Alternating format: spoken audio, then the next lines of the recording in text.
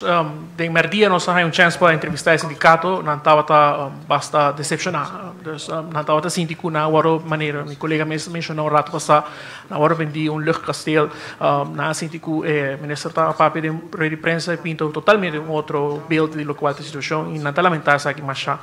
Sin embargo, Cintia Wogo tinha totalmente outro câmbio de tono de minister-president. Combin is aqui. Marco, volgens mij had jij dit heel makkelijk kunnen rechttrekken voor ze. Want jij zit in alle mijn persconferenties, dus je hebt precies gehoord wat ik heb gezegd. En het is niks anders dan wat ik net nu heb gezegd.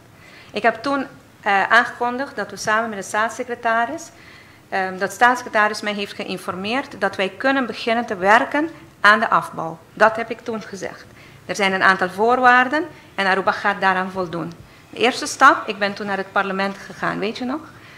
Ik heb het parlement uitgelegd wat de voorwaarden zijn, want 2 van die voorwaarden raken het parlement.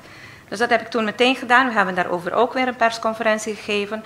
Dus ik heb vanaf het begin dat de staatssecretaris mij op die donderdagmiddag heeft gebeld en gezegd: het is mij gelukt om mijn collega's, of vrijdag, sorry, na de ministerraad, om mijn collega's te overtuigen dat jullie het pad op kunnen om de versoberingsmaatregelen af te bouwen, heb ik elke keer hetzelfde gezegd. De vakbonden willen van mij zwart op wit dat ze het geld gaan krijgen. Dat kan ik nu nog niet doen. Omdat wij nog afhankelijk zijn van 1, het advies CFT en wat daaruit komt. En 2, wat de staten gaan doen. Stel je voor dat de staten de wet niet accepteren aanstaande maandag. We hebben een andere situatie.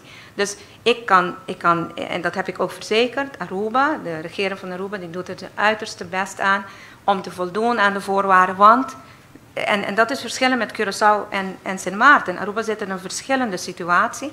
En dit is de enige en de snelste weg om te komen tot het verhogen van de koopkracht van de mensen. En daarom dat wij deze weg bewandelen. Dus ik nodig iedereen uit om terug te gaan naar alle persconferenties. Ik heb altijd gezegd, het startsein is gegeven. Er zijn voorwaarden eraan verbonden. En Aruba is committed om aan die voorwaarden te voldoen. En dat is wat we hebben gedaan en nog steeds doen. Daar is uitnodigen om te beginnen. Want misschien geloven ze niet in mijn kastelen.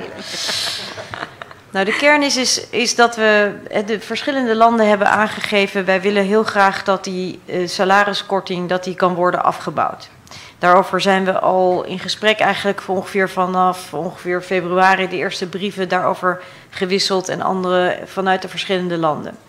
En vanuit Nederland hebben wij gezegd, wij steunen dat. En we steunen dat eigenlijk nog meer sinds we in de huidige situatie zitten die ertoe leidt dat er grote inflatie is over de hele wereld. Maar die heeft natuurlijk ook hier effect. Dus het kunnen afbouwen van die 12,5% is wat Nederland betreft ook een reële eis die de landen hebben gesteld. En die ook door de vakbonden aan mij zijn gecommuniceerd in de gesprekken die ik met hen over de afgelopen maanden heb gevoerd. Wij vinden het dus belangrijk dat dat kan. Nederland heeft aangegeven dat we dat willen doen onder een aantal voorwaarden die we overigens aanstaande vrijdag pas zullen bekrachtigen in de Rijksministerraad. En daarover zijn we in overeenstemming met Aruba. Aruba heeft gezegd, wij vinden die voorwaarden ook reëel. En wij gaan eraan voldoen, of wij gaan proberen daaraan te voldoen, zodat we ook daadwerkelijk over kunnen gaan tot het afbouwen daarvan. Dat is wat we besproken hebben onderling. En dat is ook wat we vanmiddag besproken hebben met de vakbonden. Want even voor de helderheid, los van de techniek is het ons oogmerk, zowel van het land Aruba als van ons, maar Aruba kan voor zichzelf spreken, om te zorgen dat we dit ook kunnen gaan realiseren in de komende tijd. We snappen de noden van de mensen, met name met de kleinere inkomens, die getroffen zijn door het feit dat zij hun inkomen is verlaagd in de afgelopen tijd als gevolg van de situatie rondom de pandemie en de economische malaise die daar hier op het eiland het gevolg van was. En als ik kan toevoegen, wij hebben samen gesproken over de voorwaarden. Het was eerst 3 en dan 8 en nu 4. Daar hebben we het nu over. We hebben een overeenstemming bereikt samen met de staatssecretaris dat deze 4 voorwaarden dus voorgelegd worden aan de Rijksministerraad.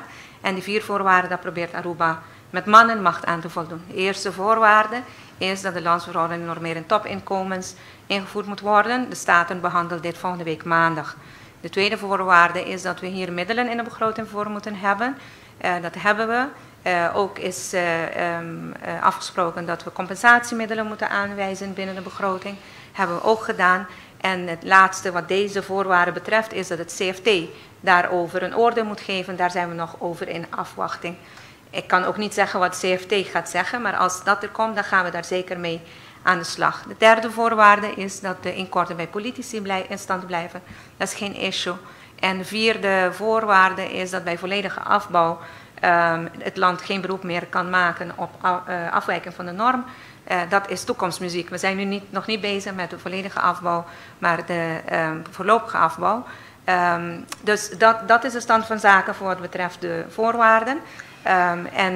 Stap 1, Rijksministerraad aanstaande vrijdag. Want als die niet worden goedgekeurd, dan is het een andere situatie. Stap 2, CFT-advies afwachten. Stap 3, de statenbehandeling afwachten. En dan hebben we voldaan. En dan zullen we daarover in gesprek gaan. En dan krijgen we het laatste, zeg maar, het zijn om door te gaan. En het streven is nog steeds in juli de 5% uitbetalen. Het lijkt alsof er enorm druk wordt gezet op de ambtenarij om deze maatregelen te kunnen voldoen. Vind je dat het eerlijk is om al deze druk op de ambtenarij te zetten? Ja, kijk, wat Nederland heel erg belangrijk vindt, is dat we ons aan allebei de kanten van de oceaan houden aan onze afspraken. En een van de afspraken was die we hebben gemaakt al in het verleden rondom de liquiditeitssteun, was het zorgen dat er een wet wordt geïntroduceerd die de topinkomens normeert en dat we ook binnen de begroting blijven werken. Dus bijvoorbeeld dat die verhoging van de salarissen die zou ontstaan binnen de begroting van het land wordt gerealiseerd. En ik vind het belangrijk dat we dat ook doen, dat we ons wederzijdse afspraken ook nakomen. En dat we daarmee het verzoek ook van de landen ook kunnen realiseren, namelijk om te komen tot een afbouw van de salariskorting.